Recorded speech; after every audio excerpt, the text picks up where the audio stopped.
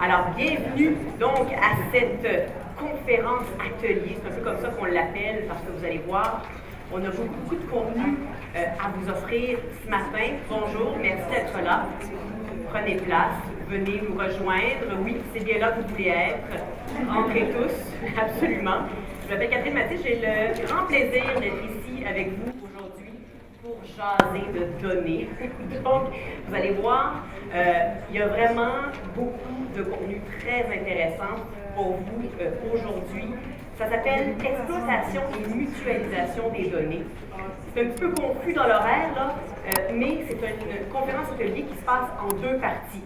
Il y a une première partie donc, qui va débuter dans les prochaines minutes, une seconde partie qui est vraiment très complémentaire à cette première partie-là. Donc, au cas où ce n'était pas clair pour certaines personnes, je vous le précise. On va parler donc de données. Qu'est-ce que c'est que la donnée? À quoi ça peut servir? Est-ce que toutes les données ont le même potentiel, la même importance? Est-ce que c'est une affaire, l'exploitation de données de grandes organisations avec beaucoup de moyens, ou est-ce qu'il y a moyen, même quand on est en équipe réduite, dans des contextes vraiment plus difficiles, est-ce que c'est possible aussi d'exploiter la donnée de la même manière? Donc, c'est le genre de questions auxquelles on va tenter de vous offrir quelques réponses. Donc ça va être dans une première partie, on va parler davantage d'exploitation des données numériques. Et dans une seconde partie, on va attaquer donc le morceau de la mutualisation des données, donc la mise en commun des données. Alors évidemment, c'est pas moi qui va faire ça. Je suis entourée d'une équipe d'experts, bien évidemment, vous l'aurez compris. Il y en a un, l'expert d'ailleurs, qui est déjà là. Alors je vous le présente puisqu'il est à côté de moi. Renaud Legout, donc, qui est là, professeur agrégé à HEC Montréal au département de marketing. Gestionnaire dans le domaine culturel, dans une ancienne vie également. Jadis, en effet. Jadis, donc il connaît évidemment bien ce dont il parle. Ses dada sont vraiment le comportement du consommateur, le marketing des arts et des industries culturelles, la satisfaction du client, hein, parce que c'est ça au bout du compte aussi qu'on vise. Donc Renaud est là pour vous parler de données. Également, on a Evelyne Boudreau qui va venir nous rejoindre tout à l'heure, qui va vous parler de son expérience à elle aussi. Evelyne est adjointe à la direction générale à l'aspect du Haut-Richelieu. Donc, elle s'intéresse de très près aux pratiques novatrices de gestion de billetterie et elle va pouvoir vous parler justement de la pratique, de sa pratique, de ce qu'elle a réussi à mettre en pratique de son côté. Donc ça va être dans un premier temps. Renaud et Evelyne vont vous parler de l'exploitation des données en particulier. On va prendre une petite pause, hein, parce que des fois c'est salutaire d'aller prendre un petit café et puis de laisser tout ça macérer. Et on revient pour une deuxième partie où là, vraiment, on va s'attaquer davantage à cette mise en commun des données, à la mutualisation donc, des données. Renaud va parler à nouveau parce que Renaud aime parler, mais il est aussi très utile, vous allez voir, très pertinent. Et il sera appuyé également d'Éric Lefebvre. Éric Lefebvre est directeur du développement stratégique du partenariat du quartier des spectacles. Vaste expérience là aussi au sein de diverses organisations culturelles, notamment CIBL, qui l'a dirigé pendant de nombreuses années. Donc là aussi, vous allez pouvoir profiter de l'expérience d'Éric Lefebvre qui va nous parler de ce qui s'est passé du côté du quartier des spectacles dans cette fameuse mutualisation des données. Avec le moment que je me taise bientôt. Je veux juste vous rappeler qu'il y aura bien sûr possibilité de poser des questions. On a prévu une période de questions à la fin de chacune des grandes parties, mais s'il y a quelque chose qui est vraiment, vraiment urgent et qui vous empêche de profiter du contenu livré par nos experts, ne vous gênez pas, levez la main et puis posez votre question. Mais sinon, il y a un micro au bout de la salle, là, mais en fait, je ne sais pas si on en aura véritablement besoin puisqu'on est entre nous. Vous pouvez simplement lever la main dans cette fameuse période de questions que je vais annoncer après les interventions de nos intervenants. Donc, c'est ce qui vous décrit un petit peu la matinée qu'on va passer ensemble. On est ensemble jusqu'à 11h30. On est prêt, on parle de données, ça va être le fun. On commence avec M. Legout. Alors bonjour, merci beaucoup de me recevoir aujourd'hui. Ça fait déjà quelques années que je m'intéresse à l'analyse de données, mais dans mes premières années de carrière, j'ai eu des grands moments de solitude parce que ça intéressait peu de gens. Mais je vois depuis quelques temps, 2 ou 3 ans, que là, il y a un intérêt vif pour la donnée. En fait, on s'aperçoit qu'on n'a pas le choix d'utiliser nos données. On n'a pas le luxe de ne pas utiliser les données qui circulent dans les organisations. Jusqu'à il y a quelques années, on me disait oui, mais on n'a pas le temps, on n'a pas les moyens, on n'a pas l'énergie de le faire pour faire cette dépense-là. Et de plus en plus, on voit la donnée comme un investissement. Et un investissement qui peut être intéressant pour développer les publics. Est-ce que vous m'entendez bien? Est-ce que ça va? Oui. C'est vraiment étrange de s'entendre magnifié avec une voix comme ça. Tout ça pour dire que de plus en plus, on voit cette analyse de données-là comme un investissement qu'on peut prendre. Ce que je vais aborder dans la première partie de la présentation, c'est de dire, qu'est-ce qu'on peut faire avec les données pour une organisation? Comment est-ce qu'on peut structurer nos données, les analyser, quel cadre on peut utiliser pour bien comprendre ces données-là? Mais quand on parle de données, je suis professeur, donc je me pose toujours la question de quoi on parle. Qu'est-ce qu'une donnée? Une donnée, la définition, Larousse, c'est une description élémentaire d'une réalité. C'est une observation et une mesure. En fait, depuis les 30 dernières années, les organisations sont complètement inondées de données. La donnée circule. Le problème qu'on a, ce n'est pas un problème de données, c'est un problème d'information. C'est transformer ces observations-là de la réalité en éléments qui nous permettent de comprendre et d'agir sur la réalité. C'est ça le vrai défi qu'on a. Parce que de la donnée, elle circule dans l'organisation, puis à l'extérieur de l'organisation, que ce soit une entreprise privée, mais surtout dans le secteur culturel, on regorge de données. L'enjeu, c'est d'en faire sens. L'enjeu, c'est d'en faire sens pour agir. Agir en minimisant nos risques. Ce qu'on veut dans un organisme culturel, c'est prendre des risques artistiques. Risques artistiques au sens positif du terme. Faire découvrir à nos publics des nouvelles œuvres. Développer ces publics-là, les exposer à quelque chose de nouveau qui va les changer. Ce qu'on ne veut pas, c'est prendre des risques de gestion qui sont inutiles, qui viennent fragiliser les organisations. La donnée nous permet de faire ça, quand on est capable de la transformer en information. Bon, j'ai défini la donnée, mais il y a différents types de données qui circulent dans nos organisations. Il y a des données qualitatives. Vous êtes avant un spectacle, vous allez voir comment est la salle. Vous demandez à vos interprètes, ce soir, comment était la salle? Est-ce que la salle était chaude? Est-ce qu'elle était réceptive? Qu'est-ce qui se passait? Puis là, on interprète un petit peu la donnée, on transforme en information. Ah, c'est vrai, il y avait des groupes scolaires. Peut-être qu'on les a pas assez bien préparés pour ce soir. Ainsi de suite. Ça, c'est de la donnée qualitative qu'on a toujours collectée. Et on fait sens de cette donnée-là. Puis les organismes culturels sont très constamment en veille pour collecter cette donnée qualitative-là. Aujourd'hui, c'est ce que vous faites. Dans les conférences, dans les forums auxquels vous assistez, vous êtes en train de faire une acquisition de cette donnée qualitative-là pour faire sens, pour avoir de l'information, pour comprendre votre environnement. Donc, ce côté-là, l'analyse de la donnée qualitative, vous le faites déjà très bien, ça va bien. Ensuite, il y a des données quantitatives. C'est un peu là que le bas blesse.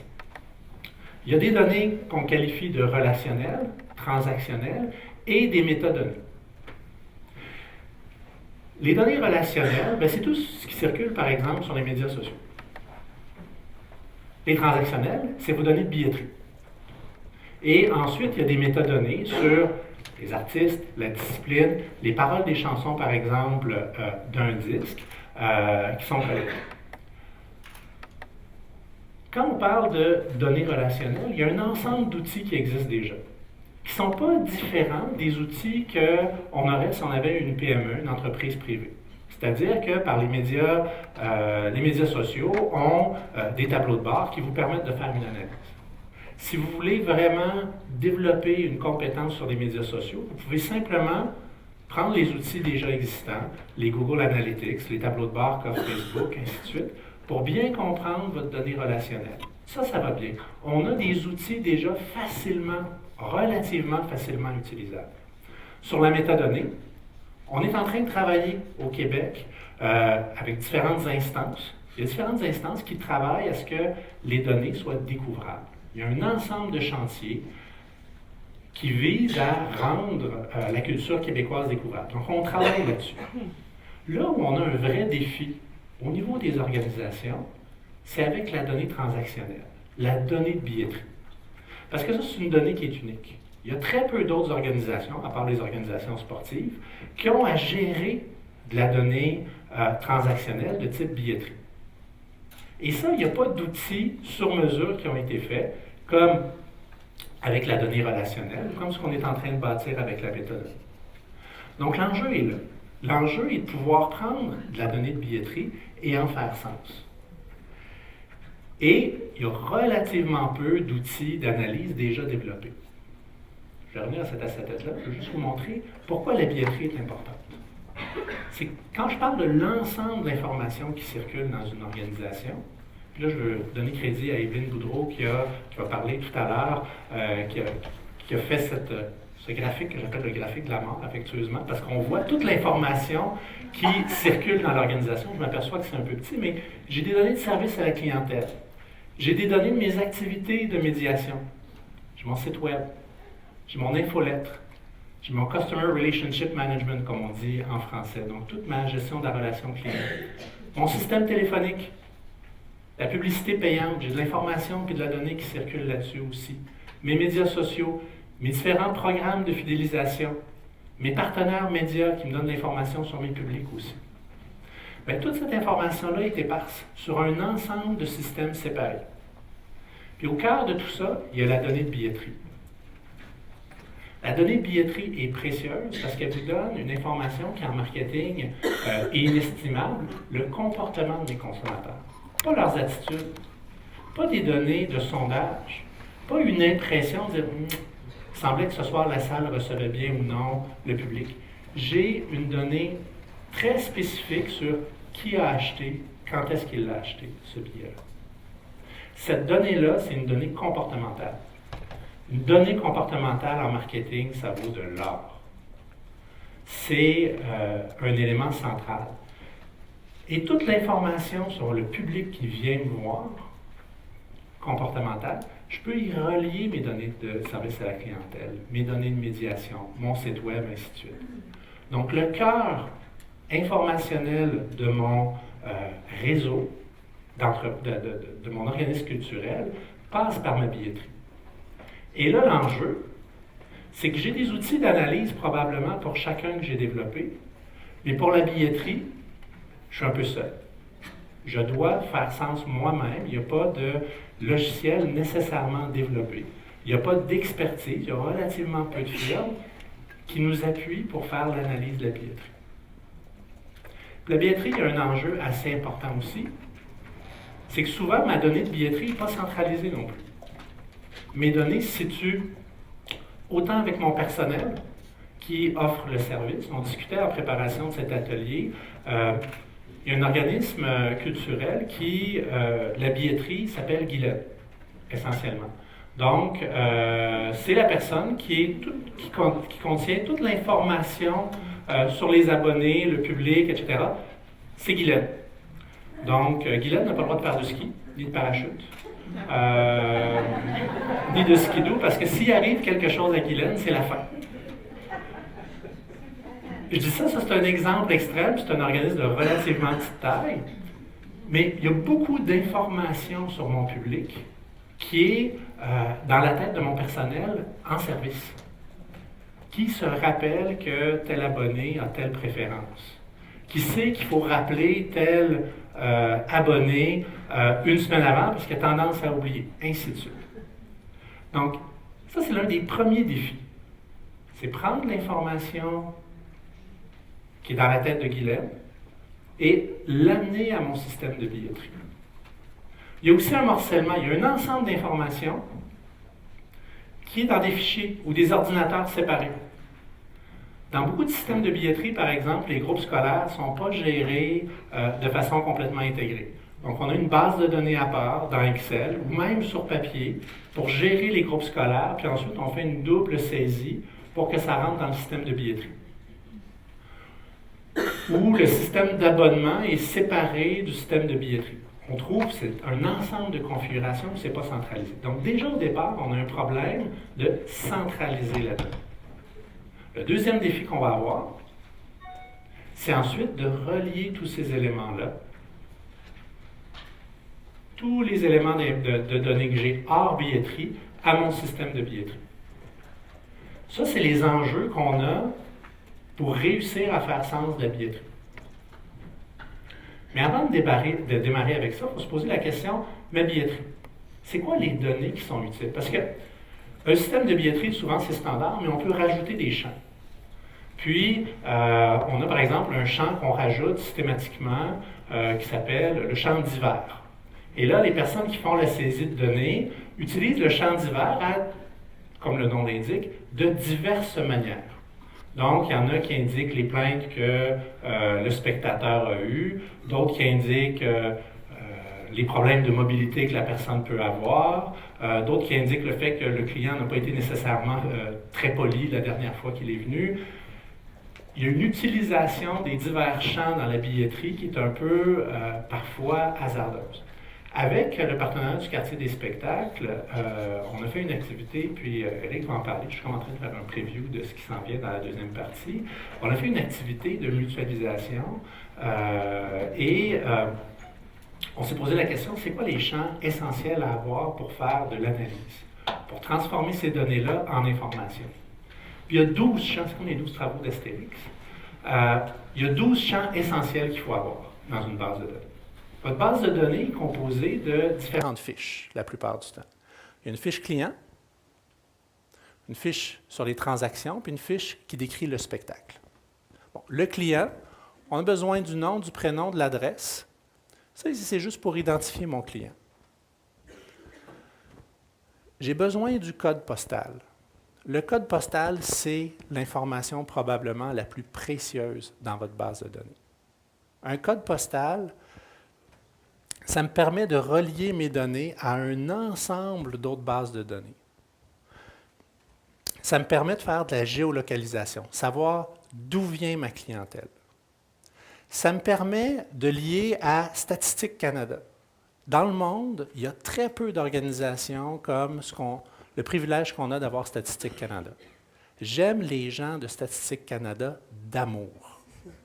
En tant que marketeur, aussi l'Institut de la statistique du Québec et l'Observatoire de la culture. Il y a comme trois organismes que j'adore vraiment parce qu'avec mon code postal, je suis capable de connaître le statut socio-économique de mon client. Je suis capable de connaître son niveau d'études, ses intérêts. Je suis capable de savoir combien de kilomètres il parcourt pour aller au travail. Je suis capable de comprendre un paquet d'éléments, pas au niveau de l'individu, mais à l'intérieur de ce code postal-là, j'ai une donnée qui est directionnelle. Donc, c'est d'une richesse absolument fantastique. Donc, dans votre base de données, une information qui doit être absolument bien traitée, qui doit être bien codée, c'est le code postal. Il faut qu'il y ait une collecte très intéressante. L'adresse de courriel, téléphone, évidemment, je vais pouvoir rejoindre mes spectateurs. Ça, c'est ce qui décrit mon client. Et ce qui est très important, c'est que je puisse décrire ses comportements. Pour décrire ses comportements, il faut que j'ai une fiche transaction. Cette fiche transaction-là, j'ai besoin d'un indicateur de la valeur de l'achat. Ça me permet de savoir combien mon spectateur a dépensé chez moi, le nombre de billets qu'il a achetés, les circonstances de l'achat, pour savoir si j'ai un client qui achète toujours en promotion, en prix normal, la date de l'achat, mais aussi la date du spectacle. Je veux pouvoir calculer combien de temps à l'avance mon spectateur achète. Je veux pouvoir voir si mon spectacle, en ce moment, les billets s'écoulent à une bonne vitesse ou non. Donc, j'ai absolument besoin de ma date d'achat et de ma date de spectacle. Et le titre du spectacle. Ça, c'est votre kit de survie. Maintenant, le rêve de l'analyste, si vous voulez faire plaisir à l'analyste qui est en vous, il y a quelques champs à rajouter. Pas beaucoup, mais avec ça, on a vraiment un kit où on peut faire un ensemble d'analyses. On peut faire beaucoup de choses. Tout d'abord, je veux de l'information pour savoir est-ce que mon spectateur est abonné à mon infolettre ou non. Ça me permet de voir, est-ce que je peux facilement l'atteindre avec mes promotions? Donc ça, c'est une donnée qui va être très utile. Je peux aussi avoir une catégorie d'achat. Vous me dites, oui, mais dans le prix, souvent, dans la valeur d'achat, c'est reflété. Oui, mais ça demande beaucoup de manipulation pour savoir est-ce que c'est un abonnement, 2 abonnements, etc. Une indication à savoir si mon client est abonné ou non, c'est un achat unique ou c'est un billet de groupe, ainsi de suite. Ça, c'est assez important. Ensuite, mon canal d'achat, assez important aussi. Je vois des personnes qui prennent des images de l'écran. Je pourrais vous envoyer les acétates, ne vous inquiétez pas. Je vois des gens qui prenaient des notes furieusement. Je vous l'enverrai, inquiétez-vous pas. Oui, excusez-moi.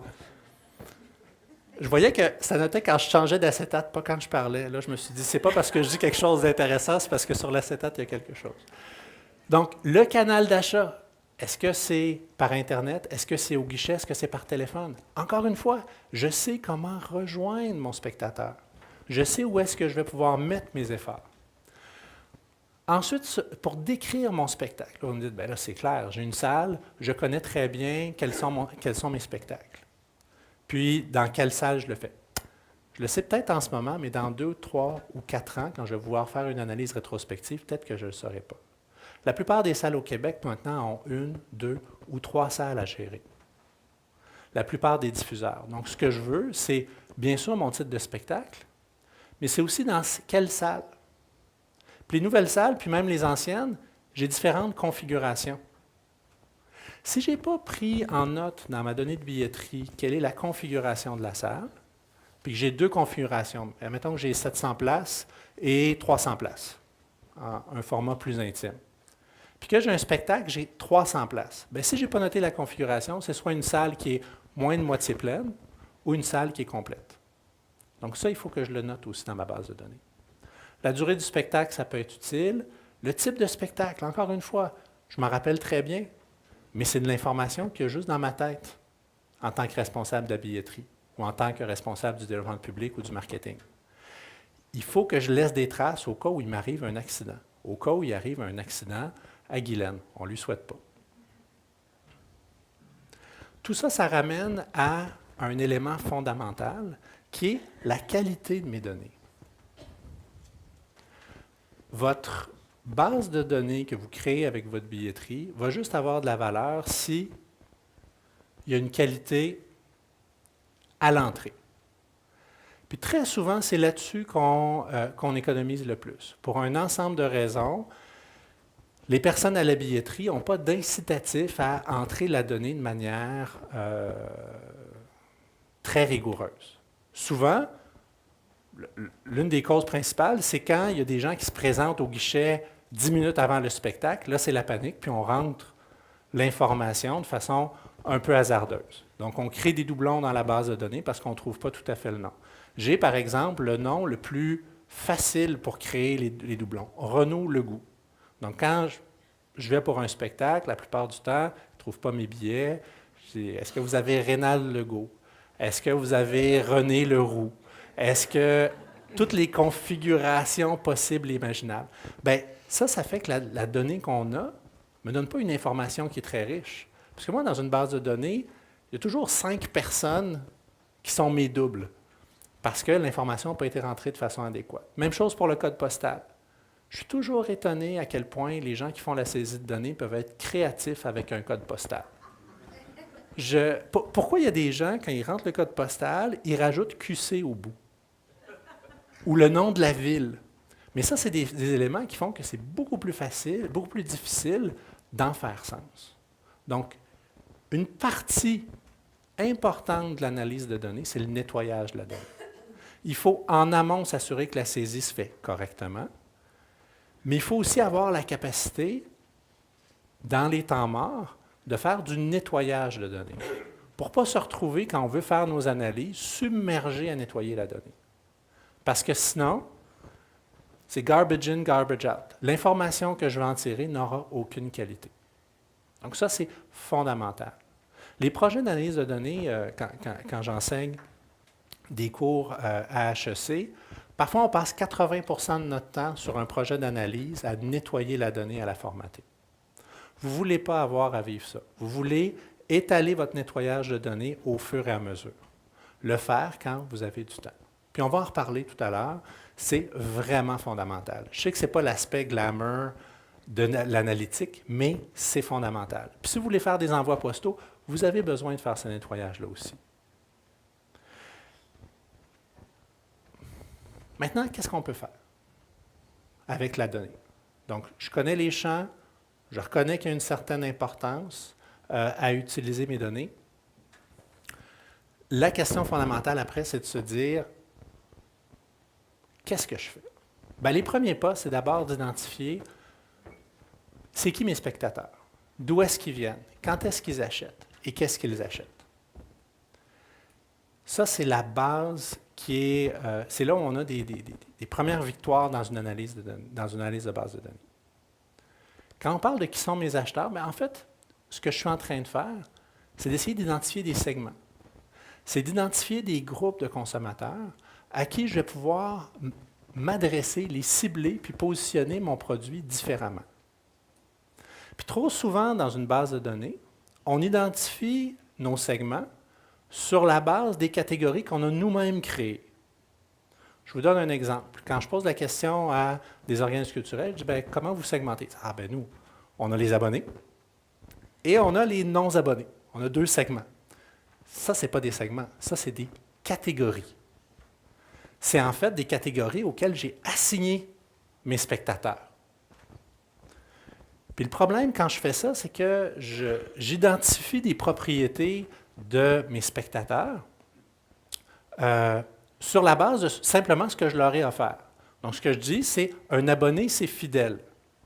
Bien, j'espère bien qu'il est fidèle. Il a acheté pour 1 an de billets chez vous. Et là, quand on voit que les abonnements diminuent, on dit, oui, les clients, les spectateurs sont de moins en moins fidèles. Ce n'est pas nécessairement ça. Ce qu'on est en train de mesurer ici, c'est la réponse à une offre promotionnelle. Ça ne veut pas dire qu'ils sont moins loyaux à votre organisation. Ça veut dire qu'ils répondent moins à l'offre que je leur ai faite. Il y a peut-être des clients loyaux dans ma base de données qui viennent 4 ou 5 fois dans ma salle, mais qui ne prennent pas l'abonnement. Ils sont très loyaux.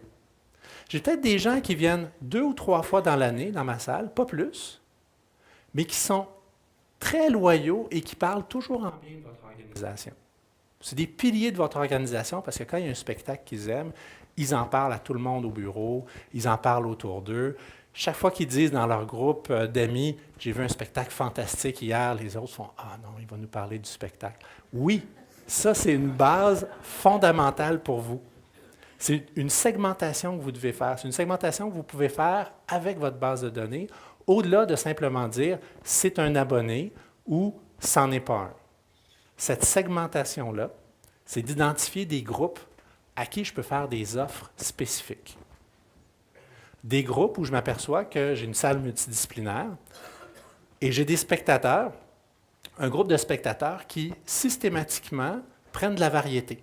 C'est des explorateurs. Bien, à eux, je peux leur offrir un forfait, ça va être super original, d'exploration, où je leur permets justement d'aller dans le sens de leur préférence pour ça. J'ai d'autres personnes, ils y vont par discipline. J'ai d'autres personnes, je m'aperçois, je vois qu'ils peuvent acheter plus. Bon, je m'aperçois qu'ils sont très sensibles au prix. Je peux leur faire des promotions des ventes. J'ai des spectateurs qui réagissent toujours à mon infolettre, ainsi de suite. Donc, ce que je veux pouvoir faire, c'est donc, dans ces premiers pas-là, comprendre qui sont mes spectateurs. Puis, à partir du moment où je sais d'où ils viennent, je connais, leur temps de transport, si c'est une problématique pour ma salle, mais à partir du moment où je sais d'où ils viennent, je connais leur statut socio-économique.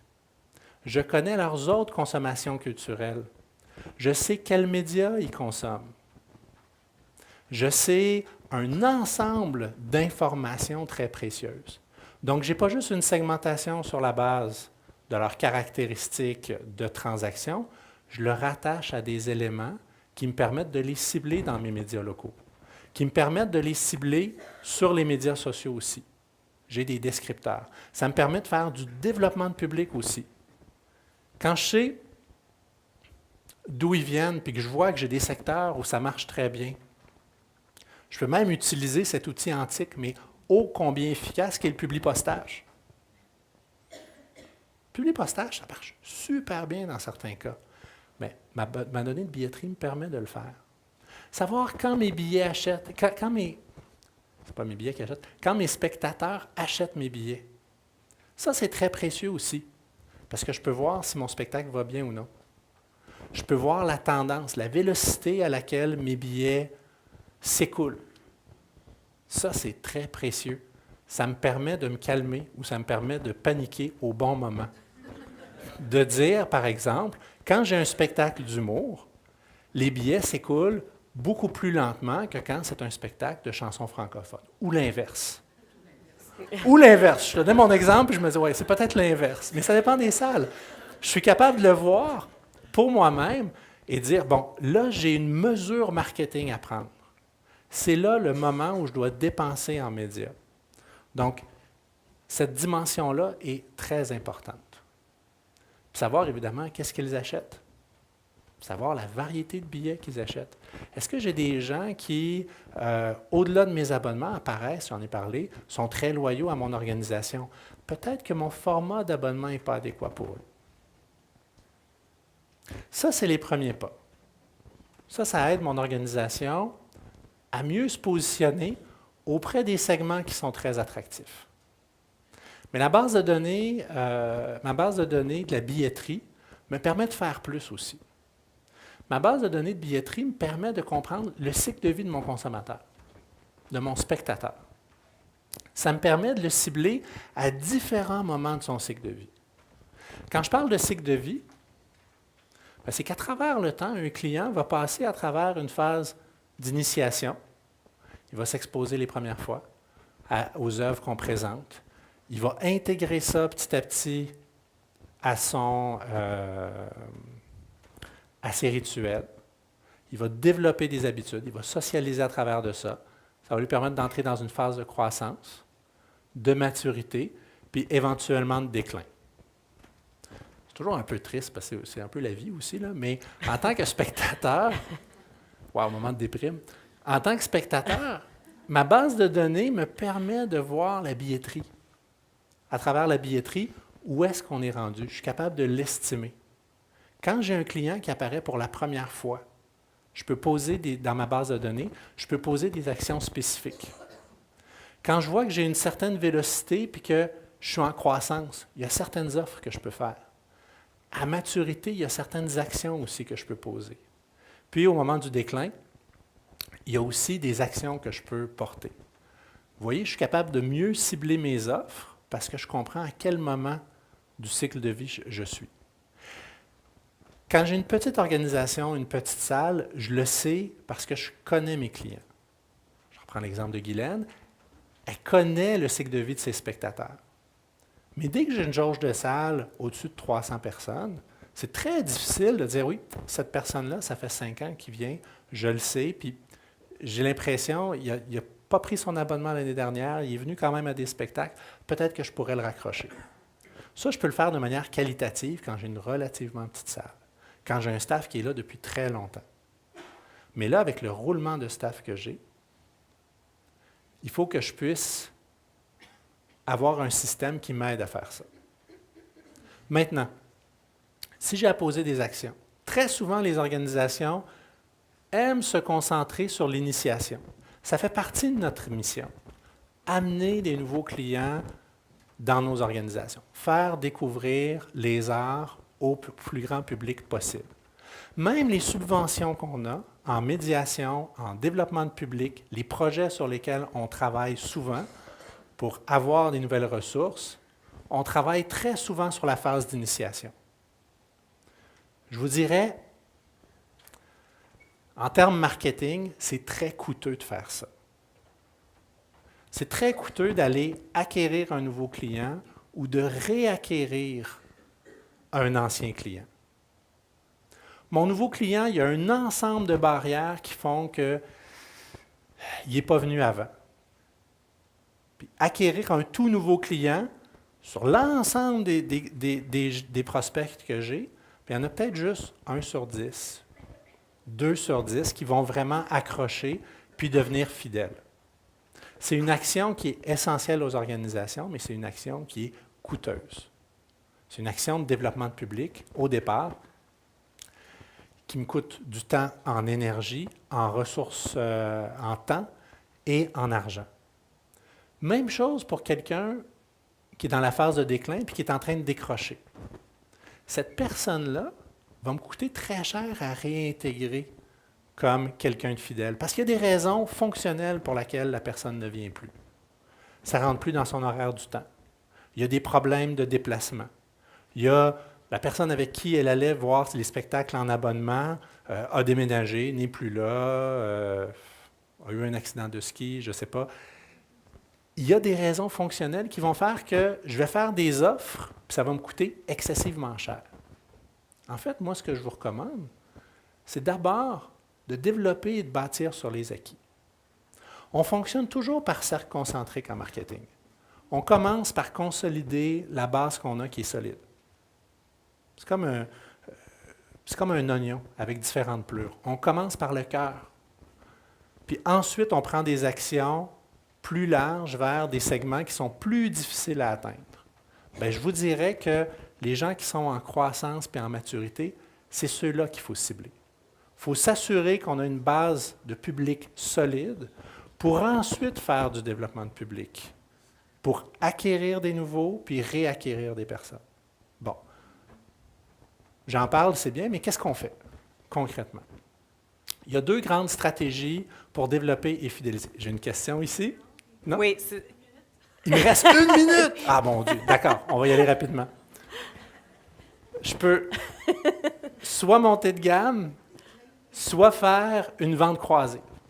Montée de gamme, c'est-à-dire que je passe d'un billet simple, puis je m'en vais vers l'abonnement et le don. Donc, j'identifie les gens chez qui ça va être possible de monter de gamme comme ça, et je peux leur faire des offres. Les ventes croisées. Beaucoup d'entre vous gérez des salles multiples. Bien, l'idée, c'est de savoir, est-ce que je n'ai pas un public, ici par exemple les Arts de la scène de Montmagny, est-ce que je n'ai pas un public qui vient dans la petite salle à qui je pourrais vendre aussi des spectacles dans une plus grande salle? Ça, c'est un exemple de vente croisée. Mes bases de données me permettent de faire ça. La question fondamentale maintenant, je vous ai donné tous ces exemples-là, je voulais juste vous présenter l'ensemble des possibles. Qu'est-ce qu'on peut faire avec une base de données? La question, c'est est-ce qu'on a les capacités de le faire? Est-ce qu'on a les compétences? Est-ce qu'on a les ressources pour le faire? Heureusement, ce qu'on voit ici au Québec, c'est qu'il y a des pionniers. Il y a des organisations qui sont mobilisées pour faire ça. Et c'est justement ce qu'on va voir dans C'est tellement beau et que c'est bien fait. Non, mais c'est merveilleux. Merci beaucoup. Merci pour cette belle mise en contexte, justement. Puis effectivement, on en a des pionniers aussi au Québec et j'inviterai l'une d'elles à venir me rejoindre. Donc, Évelyne Boudreau, de l'Aspect du Haut-Richelieu, qui va venir vous parler justement de ce qu'elle a réussi à mettre en place, cette manière de mieux utiliser justement les données de l'Aspect pour une meilleure analyse, bien sûr, de billetterie. Donc, on va la laisser mettre en place sa présentation. Alors, on va faire une petite demi-heure avec Évelyne et par la suite, si jamais vous avez des questions, notez-les. On aura une petite période de questions à la fin, là, avant de prendre une pause entre nos 2 parties. Donc, Évelyne, on vient de nous présenter beaucoup d'informations. C'est intéressant, c'est touffu. On se demande un petit peu par où commencer quand on entend Renaud Legoux nous présenter toutes ces données-là, les données sur des données. Et justement, j'ai envie de commencer par cette question-là. Qu'est-ce qu'on fait là, face à tout ce contenu-là? Par où on commence? Par où tu as commencé, toi? Oui. Merci, Catherine. Bon matin. Effectivement, comment on passe de la théorie à la réalité? C'est une belle question. En fait, avant d'aller dans les étapes de la réflexion stratégique pour intégrer une réflexion de marketing de base de données, on va mettre 2-3 constats sur la table. Je pense qu'il n'y a personne qui va sortir d'ici en n'étant pas d'accord avec le fait qu'on a de plus en plus de pression dans nos organisations à générer des revenus de billetterie, d'assurer la stabilité financière de nos organisations par nos revenus de billetterie. Et quand on dit d'assurer les revenus de billetterie, ça veut dire que les stratégies d'acquisition, fidélisation que Renaud nous parlait, on n'a pas le choix d'être efficient, on n'a pas le choix d'être bon là-dedans. Et pour savoir si on est bon là-dedans, bien, il faut connaître notre clientèle, il faut que cette réflexion-là du client soit au cœur de nos stratégies. Et il y a une partie de la donnée comportementale qui fait profondément dodo dans nos logiciels de billetterie. On va se le dire comme ça quand même. Et quand on va chercher cette analyse-là, c'est notre intelligence d'affaires qu'on vient développer. Donc, placer le client, on aime ça dire le spectateur, est au cœur de notre réflexion, de nos stratégies de développement de public. Quand on dit client, bien, on dit le client, c'est la donnée. Donc, placer la donnée au cœur de notre organisation, ça veut dire qu'on a envie de comprendre l'histoire de nos clients, la relation qu'ils entretiennent avec nous. C'est quoi l'histoire de ces gens-là qui sont dans ce show-là, puis dans ce show-là, puis c'est quoi l'histoire de cette madame-là qui est chez nous? Oui, elle en particulier. Oui. C'est une blague, mais l'idée, c'est de comprendre que la donnée, c'est du data, mais la donnée, c'est les personnes. Nous, on aime bien à l'aspect raconter based on a true story. Là. Nous, on aime ça, savoir la relation qu'on a avec notre clientèle. Étant une fille de terrain, j'avais besoin, moi, de me donner une carte routière, une espèce de vision de où est-ce que je m'en allais. Et c'est un peu le graphique que Renaud nous proposait, de comprendre dans quel écosystème j'interviens. Un écosystème, c'est composé d'éléments qui interrelagissent ensemble et qui, tous ensemble, font une unité qui est fonctionnelle. On fonctionne. Donc, au départ, c'est comme je dirais que c'est l'étape 1 avant d'embarquer dans la patente, c'est de se donner cette vision-là, de tout simplement mapper c'est quoi les outils, moi, avec lesquels je travaille pour développer mon public. Et comment tout ça interrelagit ensemble et comment mes médias sociaux interviennent dans ma billetterie, tant au niveau de l'acquisition et de fidélisation, comment mon site web vient nourrir tout ça, de mapper ça. Et une fois qu'on a mappé ça, c'est clair qu'on se rend compte que la donnée, le data, est vraiment partout. Et là, la réflexion qu'on doit faire, c'est comment je viens brancher ça à mon système central, le point de chute, pour réellement savoir comment ça va. Tu sais, si tu me demandes, Catherine, comment ça va chez vous, ta clientèle? Oui, comment ça va chez vous, la clientèle? Bien, je vais aller regarder la réponse dans mon système de billetterie. Puis, j'arriverai pas à répondre à la question si ça, c'est pas connecté ensemble. J'ouvre une parenthèse. Nous, dans la démarche qu'on a eu à faire, on s'est rendu compte que pour arriver à ça, on était allé au bout du système technologique qu'on avait. On a fait une démarche de changer de fournisseur de billetterie pour aller vraiment chercher une réflexion stratégique à ce niveau-là. Par contre, ce n'est pas quelque chose qui est obligatoire, qui est nécessaire. Je pense qu'on se doit de travailler avec nos fournisseurs de billetterie comme des partenaires, de les challenger, puis qui nous accompagnent, en fait, dans cette réflexion-là. Donc, fin de la parenthèse, mais c'est quand même, quand on dit comment on intègre une démarche de marketing de base de données, nous, c'est quand même une grande étape qu'on a fait. Oui, tout à fait. Alors, première étape, on définit notre écosystème, c'est quoi nos outils, à qui on veut parler, comment on leur parle. Deuxième étape, très simple, on se met dans le système de billetterie. Qu'est-ce qu'on a là-dedans comme données? C'est quoi les rapports qu'on peut sortir? Quand j'exporte ma base de données, là, ça sort dans quel format? Les données, ils ont l'air de quoi? Et là, quand on allait ouvrir des dossiers clients, là, regarder le profil, qu'est-ce qu'ils ont acheté? Et là, ça commence à être fascinant de commencer à lire cette histoire-là. il n'y a pas d'autre chose à faire que de se mettre les mains dans le logiciel de billetterie et spontanément, vous allez avoir des questions. « Ah, mais comment ça? Comment ça que ça arrive? C'est quoi cette affaire-là? » Et là, oui, les questions émergent. Et un beau matin, je me suis assise et j'ai commencé à noter à la main toutes les questions que je voulais savoir sur ma clientèle dont je n'avais pas la réponse. J'ai commencé à lister ces questions-là. J'ai fini après 4 pages écrites à la main. Si pour le bien de ce matin, j'ai essayé de les regrouper en grands questionnements que j'ai eus. Questionnement au niveau du profil de cette clientèle-là.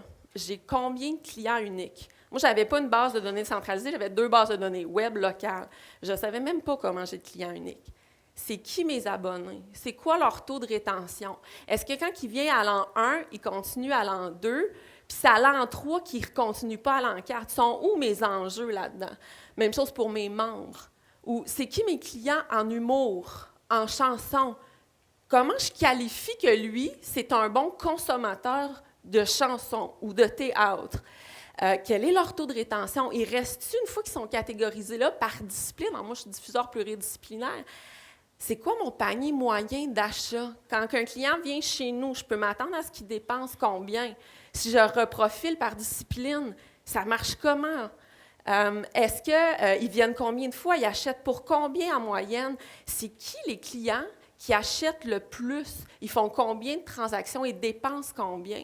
Puis, un des grands questionnements que j'avais, c'était « c'est qui mes meilleurs clients? » Comment on définit c'est qui un bon client? C'est celui qui a le plus qui est là le plus longtemps dans ma relation? Des clients, ça fait 20 ans qu'ils sont chez nous. C'est-tu mes meilleurs clients? Est-ce que c'est eux qui dépensent le plus? Est-ce que c'est eux qui dépensent omnivores et univores? Comment on détermine? C'est quoi les critères? Est-ce qu'il y a des liens à faire entre les séries, entre les disciplines? Par exemple, est-ce que mon meilleur bet pour développer la danse contemporaine, ce serait d'aller regarder mes clients de théâtre? Est-ce qu'il y a un profil à faire entre les deux? Comment je peux comprendre ce profil de clientèle-là? Autre questionnement qu'on a eu, c'était vraiment par rapport aux parts de marché, aux zones géographiques. Renaud en a parlé un peu tantôt, mais c'est quoi, moi, comme diffuseur, ma zone d'influence? Jusqu'où je vais? Mon marché primaire, il est situé où? Pas celui que je pense, là, celui réellement, marché primaire, secondaire. Et si je combine ça avec mon profil sociodémographique des gens, est-ce que j'ai des profils sociodémographiques qui disent ça, c'est un client en humour, il y a tel genre de profil, en théâtre, en danse, etc. Est-ce que j'ai des codes postaux qui sont plus payants à acquérir que d'autres? Et quand le client appelle et vient à la billetterie, et ça, je dois faire des efforts supplémentaires parce qu'il est vraiment situé dans les genres de codes postaux qui sont payants pour mon organisation. Autre niveau de questionnement, c'était vraiment tout par rapport au niveau de la rétention de la clientèle, la durée de la relation avec nous. Est-ce que ma clientèle est en train de mourir?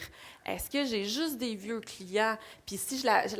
OK, à ce point-là. Non, okay, mais c'était pas une métaphore, là. C'est pas une métaphore. Non, mais tu sais, ça aurait pu. Parce que, puis est-ce qu'il y a des différences? Parce que est-ce qu'en humour, j'ai juste des jeunes clients que j'arrive pas à fidéliser parce qu'ils vont butiner ailleurs? Moi, je suis très proche de Montréal. Puis est-ce qu'en théâtre, c'est très bien assis? Je suis pas dans une formule de renouvellement. Est-ce que j'ai des enjeux stratégiques par discipline également? Est-ce que, entre autres, j'ai combien de nouveaux abonnés par année? J'ai combien de nouveaux clients? Comment je fais pour flaguer mes nouveaux clients dans ma base de données? Comment se répartit ma clientèle, prix et offres promotionnelles? Est-ce que j'ai des gens qui font juste réagir aux deals, aux promotions? Puis lui, je ne devrais pas essayer de lui vendre autre chose que des promotions. Puis est-ce que quand tu as des clients type tu réagis aux promotions, est-ce que la durée de la relation avec eux est tenue en compte? Est-ce que c'est juste des nouveaux clients qui réagissent ou ça commence à être mes vieux clients? Qu'est-ce que je fais à mon marché quand j'offre des offres promotionnelles? Parce qu'on le sait, je pense qu'on est quand même rentré dans une logique où il y a de plus en plus d'offres promotionnelles dans nos stratégies. Qu'est-ce que ça fait sur mon marché à moi? Et là, j'ai fini presque de vous assommer. Prévoyance. Les gens, ils achètent combien de temps d'avance? Est-ce qu'il y a une journée optimale où est-ce que je dois mettre mes stratégies? C'est quoi un client qui achète à la dernière minute? Ça veut-tu dire 24 heures d'avance ou 3 semaines d'avance chez nous? C'est quoi pour de vrai? Et là, j'ai fini mes questions, j'ai tout mappé ça, puis c'est un exercice qui est comme libérateur de faire ça quand même. Et ensuite, ce qui est arrivé, j'ai commencé à essayer de chercher les réponses dans ma base de données. Juste essayer par moi-même de trouver des réponses. Et là, j'avais une grosse base de données, un beau fichier Excel, puis j'étais comme « wow, je sais pas trop quoi faire ». Fait qu'après ça, je me suis mis comme à paniquer. Tu sais, tantôt, Renaud, tu le disais, oui, ça peut nous faire paniquer, mais là, tu sais, je pense que l'étape d'après qu'on a à faire, c'est de se dire qu'on n'est pas des spécialistes de marketing de base de données. Là. Il y a des gens dans leur vie, c'est ça leur métier. Fait que nous, c'est l'avenue qu'on a pris. On a appliqué au programme du PADO, le programme de développement organisationnel, le RIDO. On est allé chercher les conseils de Danilo Dantes, qui est le professeur au HEC, collègue de Renaud. Et avec lui, on a vraiment commencé. Il a dit, c'est super, Evelyne, tu as des belles questions, bravo, mais si je veux te donner des bonnes réponses, il va falloir passer par là. Il va falloir passer par l'étape de nettoyage de base de données. Là. C'est essentiel. Et comme Renaud le dit, ne sous-estimez pas le temps que vous pouvez mettre à nettoyer des données. Je pense que ton image crée un émoi dans la salle. On n'a pas bien entendu ce que tu viens de dire. C'était juste pour dire que c'est vraiment sexy de nettoyer des bases de données. Donc, l'étape qu'on a après pour avoir des vraies réponses à nos questions, c'est simple, on nettoie et ensuite, on bûche dans la donnée. On va la chercher. On va chercher, dans le fond, ce savoir opérationnel-là. Moi, je ne suis pas analyste, j'aime pas les chiffres dans la vie, mais quand on va chercher cette analyse-là, quel est le genre de réponse qu'on a trouvé? C'est quoi mon taux de client unique? Puis quand tu es rentré à l'an 1, es-tu encore là à l'an 2, puis es-tu encore là à l'an 3? Même chose pour mes abonnés, même chose pour mes membres. Là, j'en défile, là, c'est juste pour vous montrer quel genre de résultats. Ça n'a pas pris 40 000 ans là, arriver à une analyse comme ça. Donc, panier moyen, la prévoyance par discipline, est-ce qu'il y a vraiment... comment on qualifie justement, quels sont les critères qui disent que toi, tu as vraiment un profil humour, tu as vraiment un profil de théâtre, et combien tu dépenses chez nous quand tu rentres chez nous. Et comme je vous disais tout à l'heure, la grande question que j'avais, c'est quand il y a un client qui appelle à la billetterie, où c'est qu'il se situe dans mon échelle de valeur. On a développé avec Danilo un début d'algorithme, ce serait peut-être une formule de calcul qui me permet de juste classifier ma clientèle en or, argent, bronze.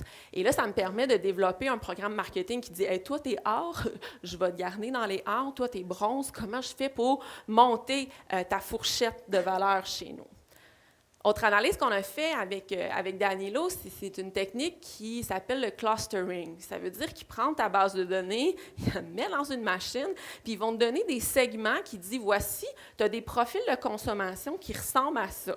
Nous, ça a donné qu'on en avait 2 profils qui étaient subdivisés en 4 groupes.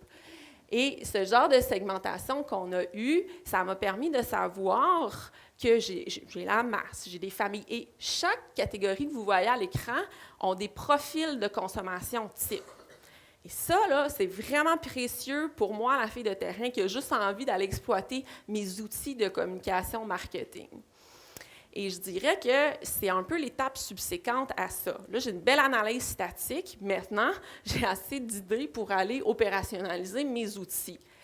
Je donne rapidement quelques exemples avec ces beaux segments, ces belles grandes questions maintenant répondues. Qu'est-ce qu'on a fait plus concrètement à l'aspect? C'est l'étape que je dirais qu'on est les 2 pieds dedans en ce moment. C'est de se dire, par exemple, je vous ai présenté très rapidement les segments. Bon, bien, dans ma stratégie d'envoi d'infolettes, au lieu d'avoir une belle grande infolette là, que j'envoie à peu près 2 fois par semaine à je ne sais pas qui, maintenant, je me base sur ma donnée comportementale et transactionnelle qui a créé mes segments et j'arrive à développer une matrice de contenu. Par exemple, J'ai une belle infolette en théâtre, c'est tout bien développé. Toi, tu es le profil, tu es le segment amateur de théâtre. On sait qu'ils aiment lire, qu'ils dévorent le contenu. L'infolette, elle va contenir ça de grand théâtre. Ensuite, l'autre segment d'à côté qui aime ça, mais de temps à autre, mais je vais décliner mon contenu de façon un petit peu plus petite. Et toi, tu n'as pas vraiment de théâtre, mais j'essaie de faire du développement de public, je vais te mettre une publicité qui va ramener, puis si tu as le goût, tu iras le voir mon contenu plus détaillé. Fait que c'est là de dire que marketing de base de données, c'est toujours assez pas pire lié avec un bon marketing de contenu. Autre exemple, rapidement, c'est comment j'arrive à établir une stratégie de reciblage publicitaire. Donc, si j'ai identifié que toi, j'ai un enjeu de te passer à l'an 1 ou à l'an 2, bon, mais en cours d'année, je vais exporter ma base de données et je vais uploader ça et je vais cibler ces clients-là au niveau de mon contenu, au niveau de mes médias sociaux. Fait que c'est vraiment d'aller dans le plus raffinement au niveau de comment on intervient dans notre auditoire.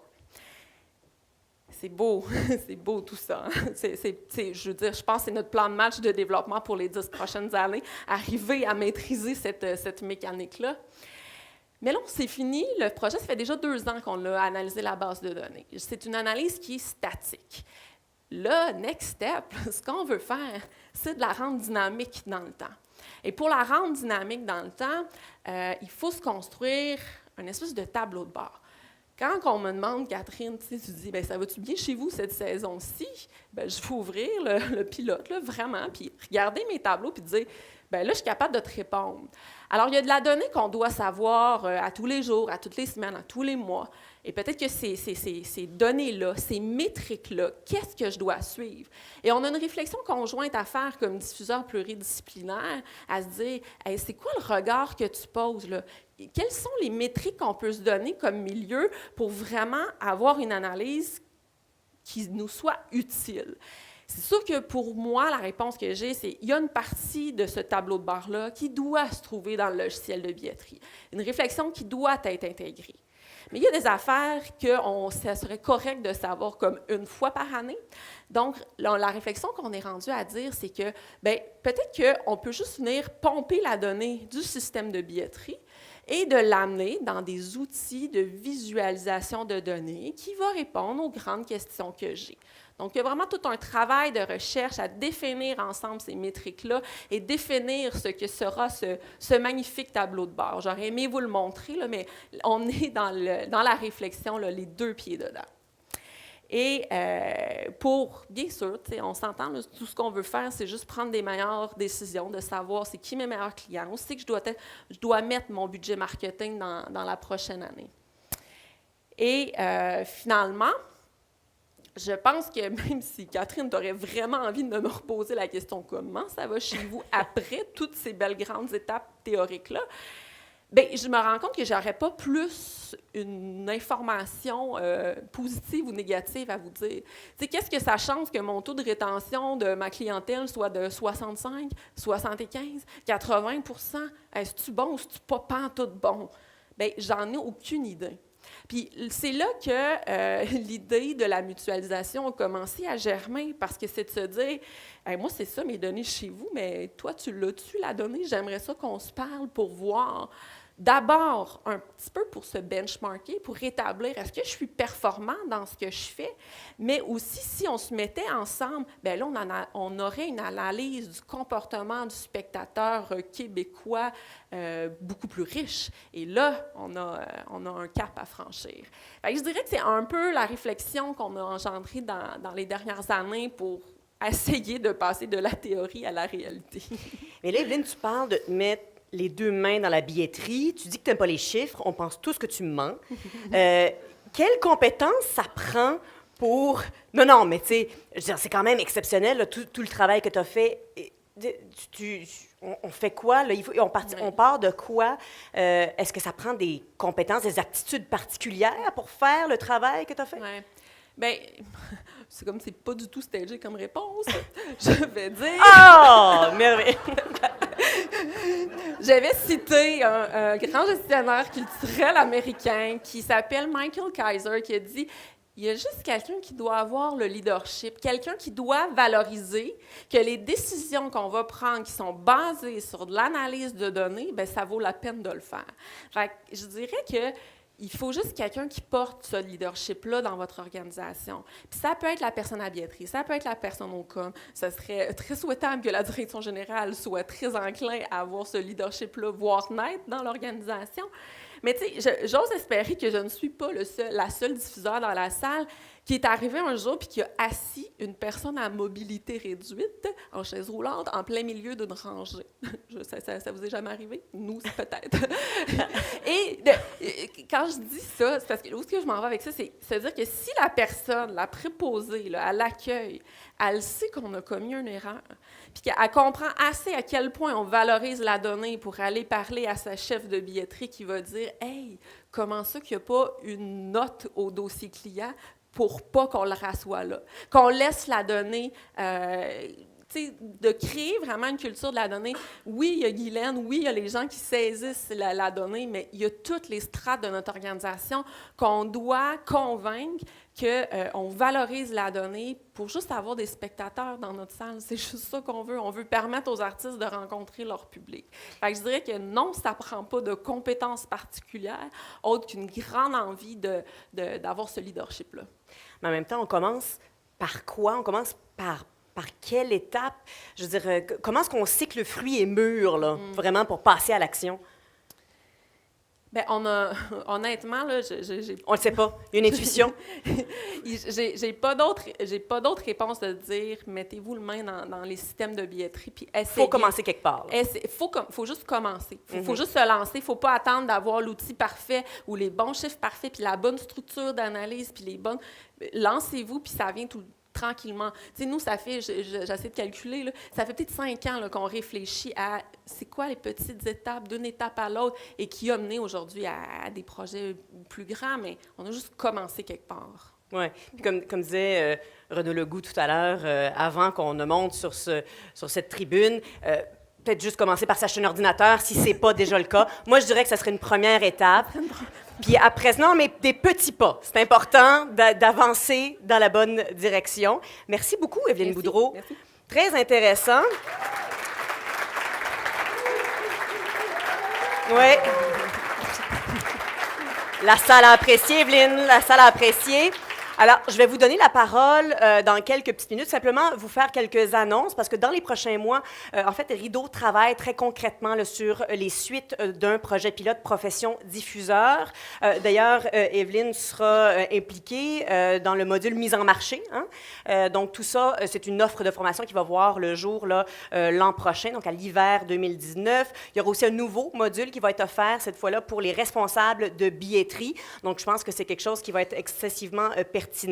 Il y a d'autres formations aussi, hein, de partenaires de Rideau, comme la formation Les bases de données au service de nos actions marketing. Ça, c'est donné par le Conseil québécois de la musique, ou encore, ça dépend du contexte, là, les conseils régionaux de la culture, là, ça dépend des années également.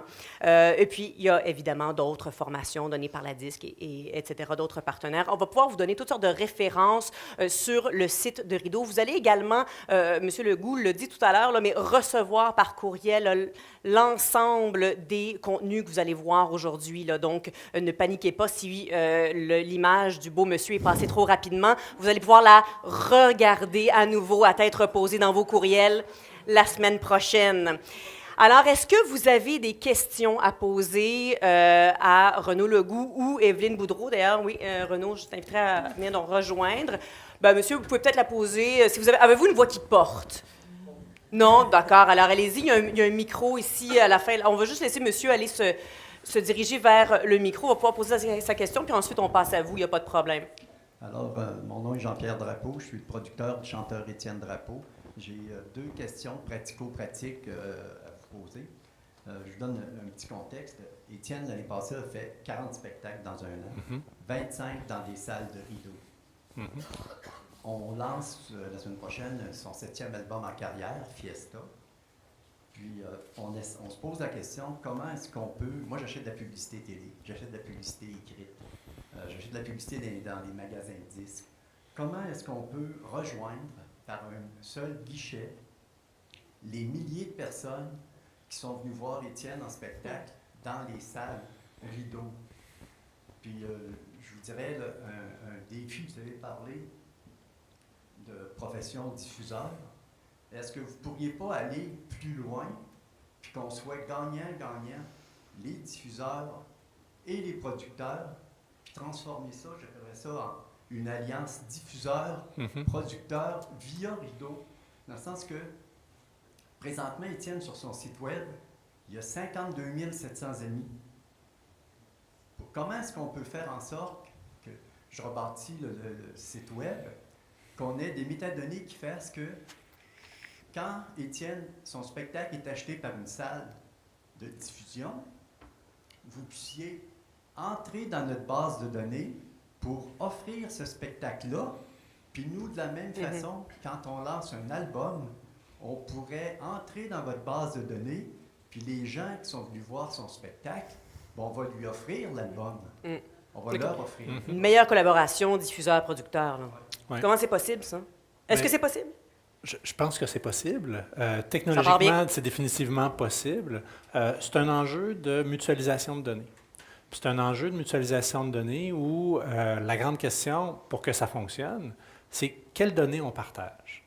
Souvent, dans ce genre d'initiative-là, on dit, ben, donne-moi ta liste, puis je vais faire les envois. Une fois que j'ai donné ma liste, il y a quelqu'un ici qui fait... Non, justement. La plus grande richesse qu'on a dans une base de données, c'est l'information qu'il y a dedans. Donc, il faut trouver des manières de faire pour qu'on ait accès à la liste pour envoyer de la promotion sans pouvoir identifier les gens à qui on a envoyé la liste. Donc, il faut créer des plateformes de mutualisation. Puis il y a diverses initiatives qui se font. Il y a des initiatives, par exemple, il y a des joueurs américains et canadiens qui font justement des possibilités d'envoi groupés, de lier des bases de données ensemble. Mais il y a aussi des projets de créer une plateforme où on va pouvoir faire ce genre d'échange-là. Puis dans la mutualisation, les premiers projets de mutualisation qu'on voit, c'est des mutualisations, par exemple, en termes de diffuseurs ensemble, mais il va falloir éventuellement, oui, aller avec les producteurs et les artistes pour qu'on puisse mutualiser ces données-là. Et là, vous parlez de promotion, mais il y a aussi toute une dimension de prévision. Si votre artiste souhaite faire une tournée, bien, ça serait intéressant de savoir où est-ce qu'il y a le plus de potentiel pour la tournée. Puis dire, écoutez, dans la dernière tournée, voici ce qui a bien fonctionné, voici les salles où ça a très bien fonctionné. On propose de faire une tournée qui aurait la même configuration ou qu'on modifierait de telle manière. Pour ça, il faut avoir accès à un certain niveau de données, faire une analyse justement de qu'est-ce qui a fonctionné dans le passé. Mais il y a une notion, puis on va y revenir après la pause, de gouvernance des données. C'est-à-dire de ne pas donner accès à l'ensemble des bases de données à tous les joueurs. C'est simplement de se coordonner pour savoir qui a accès à quoi, puis pas nécessairement à la donnée du client en tant que tel, mais plus à un accès à la promotion. Je ne sais pas si c'était la même vision. Oui, assez. J'entends bien votre question, puis nous, à l'aspect qu'on s'interroge beaucoup sur le modèle de relation qu'on a à inventer avec les producteurs. Puis je pense que votre question est tout à fait légitime. Et la question, elle va aussi dans les deux sens, au sens que vous avez dit, par exemple, vous avez 57 000 amis, et comment vous mettez ça au service de la représentation qu'on fait chez nous. Alors, c'est une réflexion qui est apportée dans les deux sens, et on a besoin de tribunes pour se rencontrer et de discuter, oui, en ayant le souci de la préservation, je pense, de privilèges que le client nous a fait de nous donner. On n'est pas là pour aller vendre les données, on n'est pas là pour aller les donner à des fins qu'on ne sait pas comment ça va être exploité, mais comment on peut mettre notre savoir ensemble et tirer les bonnes stratégies au développement des artistes. Je pense que les modèles ne sont pas encore définis. Puis l'un des enjeux, c'est de ne pas saturer notre spectateur non plus. C'est pas de lui envoyer 46 offres dans la même semaine, c'est d'avoir cette capacité aussi de prioriser, puis qu'ils ne reçoivent pas 3 fois la même publicité de la part du producteur, du diffuseur, du réseau. Il y a un travail d'orchestration à faire aussi. Tout à fait. On va passer à une prochaine question. Merci beaucoup pour cette question-là. Oui, allez-y, monsieur. Magnifique présentation. Comment recevoir les notes par courriel? Oui, bien écoutez, normalement, il y a une inscription qui est faite et puis on envoie tout simplement à ceux qui ont assisté à cette présentation-là. Oui, alors si jamais c'est pas clair pour vous, vous pouvez venir me voir à la fin, là, puis on va regarder de quelle manière ça fonctionne. Est-ce qu'il y a une autre question que vous aimeriez poser? Oui, allez-y. Je pense que j'ai une voix assez forte. Une question pour toi, Evelyne. Oui. Est-ce que déjà vous sentez, par les actions que vous avez faites, marketing, via l'analyse de base de données, est-ce que vous sentez des résultats concrets sur l'achalandage, sur la fréquentation, sur...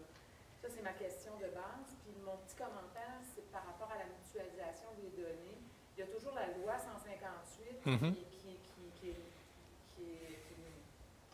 est notre parapluie, en fait, qui protège le... En fait, c'est pas notre parapluie, c'est le parapluie des consommateurs. Des consommateurs. Alors, si j'imagine qu'il y a un enjeu là quand on parle de projet de mutualisation des données et de partage des données. Deux questions. Est-ce que tu veux commencer par la question 2? D'accord. La dimension légale, on va l'aborder tout à l'heure quand on va parler de la mutualisation, mais c'est un enjeu important. Je vous dirais qu'il y a un comité qui a été formé avec les partenaires du partenariat du quartier des spectacles. On a déjà un chantier sur la gouvernance de données pour être en accord justement avec cette réglementation-là. Puis c'est de l'information qui peut être partagée sans problème. Je vous dirais que la clé, ça passe par le consentement. C'est-à-dire que tout dépend de la politique de partage d'informations que vous avez et si votre spectateur a consenti à cette politique-là. Donc, il y a un travail à faire quand même en amont.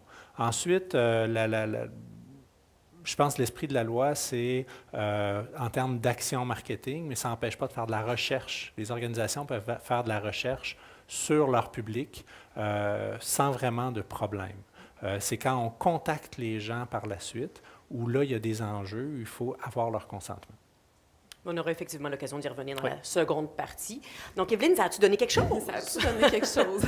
Bien, la question est quand même complexe parce que quand on parle de fidélisation, ça ne se mesure pas en « mon infolette, était-tu vraiment bonne puis elle m'a-tu fait vendre des billets? » Ça se mesure dans le gré de personnalisation qu'on arrive à créer avec notre clientèle, puis de les accompagner dans cette relation-là, puis de dialoguer avec nos abonnés ou juste de reconnaître quand c'est un nouveau client, puis de lui dire « Hey, infolette automatique, voici les restaurants, voici comment ça marche chez nous. » Est-ce que ça va faire en sorte qu'il va revenir? Je ne le sais pas, mais clairement, je pense qu'on a fait des gains au niveau de la façon dont on communique, ou en tout cas, on va en faire prochainement parce qu'on est en train d'établir cette réflexion-là. Donc, je pense que plus on a une relation personnalisée, un à un, dans la bonne échelle, comme Renaud le montrait, je pense qu'à long terme, on va avoir des retombées de fidélisation en termes d'acquisition puis de capacité à faire des gains. Bien, on est en phase exploratoire. On fait ça, ça a-tu marché? On regarde. Bon, ça, j'ai peut-être mis trop de temps là-dedans. Bon, change de stratégie. Puis c'est une question d'affinage, de trouver le bon rythme puis la bonne façon de travailler. Mais je dirais qu'en ce moment, on est en phase exploratoire par rapport aux stratégies de reciblage, aux stratégies de tout l'écosystème qu'on a montré. On est en phase exploratoire. Ça vaudra la peine de revenir dans 2-3 ans, vous parler des résultats. Pas avoir peur de faire de l'essai-erreur, oui, en fait. c'est vraiment ça. On est vraiment là-dedans. Mais oui, il y a des actions qu'on fait. Hey, ça, quelle belle idée de génie. Ça a marché. Puis il y a des ventes directes qui découlent de ça parce qu'on a regardé le bon profil de consommateur pour offrir la bonne chose au bon discours, dans le bon outil, au bon moment. On a le temps pour peut-être une dernière question avant de prendre une petite pause. Est-ce que vous aviez une dernière question à poser? Oui, rapidement. Avec cette analyse-là, donc j'imagine que ça vous amène peut-être à modifier vos objectifs d'affaires ou même à transformer votre modèle d'affaires en tant que tel. Si vous avez toujours fonctionné, par exemple, sur la base de la fidélisation et l'abonnement et que c'était ça votre champ d'action principal pour fidéliser la clientèle, est-ce que ça pourrait vous amener même à transformer ce type d'abonnement-là ou même modifier carrément, abandonner les abonnements, par exemple? Ça pourrait aller jusque-là. Je dirais que l'étape qu'on est en ce moment pour nous, notre organisation, c'est qu'on est en train de shifter notre modèle d'affaires vers un modèle numérique. Et par là, je veux dire qu'auparavant, avec notre ancien fournisseur, les frais de service étaient un frein à vraiment miser à la transformation vers les ventes en ligne. Là, on a des frais de service paritaires depuis le 1er octobre, là, que nous, on a changé. Fait que là, on est en train de se dire, là, ce qu'on veut mettre, c'est de shifter vers une stratégie numérique puis d'aller chercher la vente en ligne numérique avec les outils qu'on connaît. Fait que le changement du modèle d'affaires, il est d'abord là. Après, est-ce qu'on a les bonnes formules au bon prix? C'est sûr que c'est des analyses qu'on fait depuis qu'on est diffuseur. Regardez, est-ce qu'on fait la bonne offre de la bonne façon, puis le bon package au bon client? Mais c'est sûr que nous, on a toujours eu ce souci-là à l'aspect d'avoir des offres très, très simples. Regardez nos formules d'abonnement, c'est vraiment simple. Et je pense que ce que ça l'amène, c'est de simplifier, simplifier, simplifier, simplifier, simplifier. Et il est peut-être là, dans le changement du modèle d'affaires qui va se poursuivre, c'est cette simplification-là du message que c'est simple, simple, simple, venez voir des spectacles chez nous. Dans le fond, c'est ça que je me disais un peu avec ce que vous mentionnez tout à l'heure, c'est que l'engagement du spectateur n'est peut-être pas celui auquel vous pensez, justement, avec par abonnement, par exemple. Bien, Abonné va acheter 15 spectacles. Tout à fait. Exactement. Puis, tu sais, là, je ne l'ai pas dit, je n'avais pas le temps de les commenter, mais les chiffres qu'on a eus n'ont pas toutes fait notre affaire. On a eu des surprises de « Hi! Mais voyons donc, on ne pensait pas. » Il y a des affaires qui nous ont confrontés, qui nous ont confortés. Mais oui, il y a eu des choses qu'on a eu des surprises, là, certainement. Vous mentionnez que la billetterie, dans le fond, vous avez changé de billetterie, parce que je comprends pour Oui. atteindre vos objectifs. Oui. Ouais. Donc, vous avez fait en plus une analyse de tous les systèmes de billetterie. Oui. Est-ce que vous avez fait quelque chose de custom chez vous ou vous avez pris un fournisseur qui était assez aimable pour partager ces données? Petite réponse en 10 secondes? Oui, absolument. On a fait une longue analyse. Après à peu près 2, je dirais peut-être même 3 ans à choisir notre fournisseur. Mais oui, ça a été une longue analyse et on a trouvé un partenaire qui comprenait la réflexion dans laquelle on voulait s'engager.